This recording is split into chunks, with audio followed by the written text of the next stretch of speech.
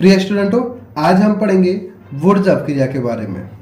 ये अपक्रिया एग्जाम में कई बार देखी गई है, कई बार इस पर आधारित क्वेश्चन भी आए हुए हैं, रासायनिक समीकरणों को हल करने के लिए भी आया हुआ है इसी के आधार पर। तो आज हम पढ़ेंगे वुड्स अपक्रिया क्या होती है। तो जब एल्किल हैलाइड की, जिसको हम RX से दर्शाते हैं, R से हम एल्किल को दर्शाते हैं, X से हैलाइड को दर्शाते हैं, तो मिलके हुआ RX। जब एल्किल हैलाइड की अभिक्रिया सोडियम का प्रतीक होता है Na, जो कि एक धातु है, के साथ शुष्क ईथर की उपस्थिति में कराते हैं तो डाई एल्केन प्राप्त होता है। डाई एल्केन मतलब एल्केन के दो अणु प्राप्त होते हैं, उसको डाई एल्केन नाम दिया है। इस अपक्रिया में एल्किल हैलाइड के दो अणु भाग लेते हैं। इस अपक्रिया में एल्किल हैलाइड के दो अणु लिए जाते हैं, ये हमें ध्यान रखना है। इसे ही वुड्स अपक्रिया कहते हैं।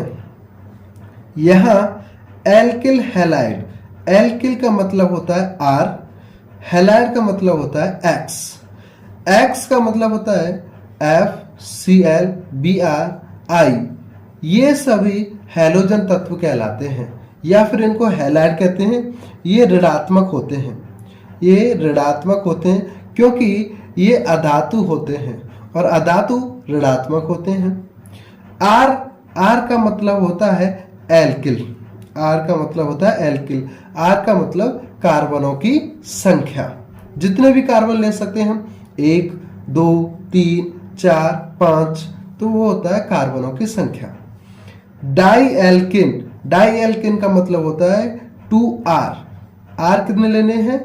2, डाई का मतलब 2, या फिर इसको हम लिख सकते हैं R'R। प्रिय स्टूडेंटों, अब हम उदाहरण के द्वारा इस अपक्रिया को समझते हैं। तो इसमें बोला है जब एल्किल हैलाइड, एल्किल का मतलब होता है R, हैलाइड का मतलब होता है X, एल्किल का मतलब होता है R और हैलाइड का मतलब होता है X।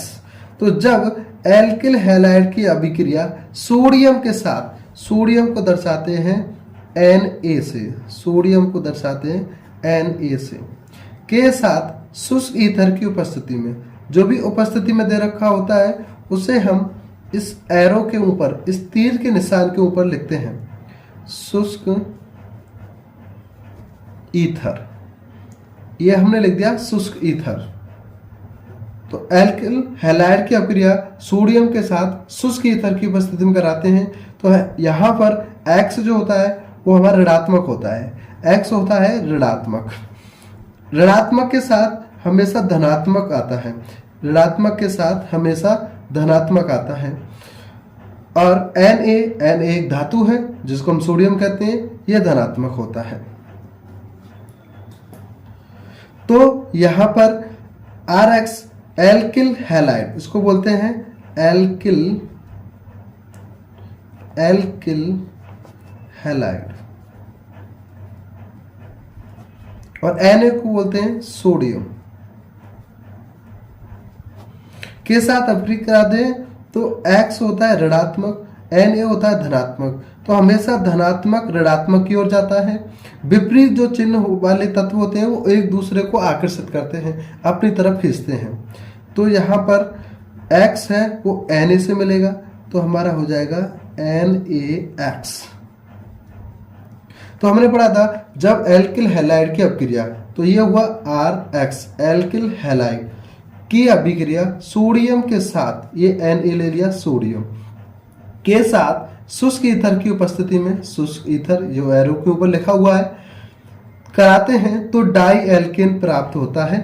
इस अपक्रिया में एल्किल हैलाइड के दो अणु भाग लेते हैं। हमेशा ध्यान रखना है एल्किल हैलाइड, इसके दो अणु भाग लेंगे, 2 भाग लेते हैं, इसे ही वुड्स अपक्रिया कहते हैं। तो NaX से मिला, हमेशा पहले धनात्मक वाला लिखा जाता है, तो ये लिखेंगे हम Na और इसके साथ आ गया X। अब X कितनी बार आया हुआ है? 2 बार। X आया हुआ है 2 बार, तो ये लिखेंगे यहाँ आगे 2। अब हम देखते हैं Na भी 2 हो गए, तो Na को 2 करने के लिए इसके आगे 2 लगाना पड़ेगा। तो हमारे 2 Na आ गया। दो एक्स थे, दो एक्स आ गई। अब बचा हुआ है दो आर, तो दो आर, इसी को बोलते हैं डाई एल्केन। यही हमारी वुड्स अपक्रिया कहलाती है। अगला उदाहरण लेते हैं एक। आर की जगह हम कार्बनों की संख्या ले लेते हैं, जैसे हमने लिया CH3। एक्स की जगह हम इनमें से कोई भी ले सकते हैं, जैसे हमने Br लिया, Br, और हम इसको बोलेंगे एल्किल हैलाइड, या फिर यहाँ पर CH3 आया हुआ है तो CH3 को बोलते हैं मैथिल, और Br को बोलते हैं ब्रोमाइड, मैथिल ब्रोमाइड। और हमेशा याद रखना है इसके हमें दो अणु लेने हैं, इसकी क्रिया सोडियम के साथ करानी है, सोडियम के साथ शुष्क ईथर की उपस्थिति में, शुष्क ईथर की उपस्थिति में। तो अभी हमने देखा था कि Na एक धातु होता है जो प्लस का पाया जाता है, जबकि Br जो हैलाइड होते हैं वो ऋणात्मक होते हैं। यह हमने देखा था X बराबर F, X की जगह हम F लिख सकते हैं, Cl लिख सकते हैं, Br लिख सकते हैं, I लिख सकते हैं। जैसे हमने यहाँ X लिया था, हमने यहाँ पर Br कर दिया। Cl भी लिख सकते हैं, I भी लिख सकते हैं, F भी लिख सकते हैं। जैसे ये Na प्लस का था, X से मिल गया, ऐसे ही Na प्लस का है, Br हैलाइड से मिल जाएगा, तो ये बनाएगा NaBr, ये बनाएगा NaBr, NaBr। यहां पर हम देखते हैं कि Na और Br के दो अणु हैं, तो यहां दो लिखना पड़ेगा। Na भी दो हो गया, तो यहां दो लिखना पड़ेगा। अब हमारे पास दो बचा हुआ है 2CH3, 2CH3, या फिर इसको हम लिख सकते हैं CH3, क्योंकि ये दो बार आया हुआ है, इसको बोलेंगे डाई, CH3 को बोलते हैं मैथिल। ये हमारी वुड्स अपक्रिया कहलाती है। अगला उदाहरण देखते हैं, जैसे हमने लिया CH3Cl प्लस 2Na शुष्क ईथर की उपस्थिति में, शुष्क ईथर की उपस्थिति में। तो अभी हमने देखा था Na एक धातु है तो ये प्लस का लेंगे, Cl एक हैलोजन तत्व होता है जो ऋणात्मक होता है, ये माइनस का लेंगे। इसके एल्किल हैलाइड के दो अणु भाग लेते हैं वुड्स अपक्रिया में। वुड्स अपक्रिया में हमेशा एरो के ऊपर शुष्क ईथर लिखा मिलेगा। तो Na प्लस का है, Cl माइनस का है, ये दोनों आपस में मिल जाएंगे।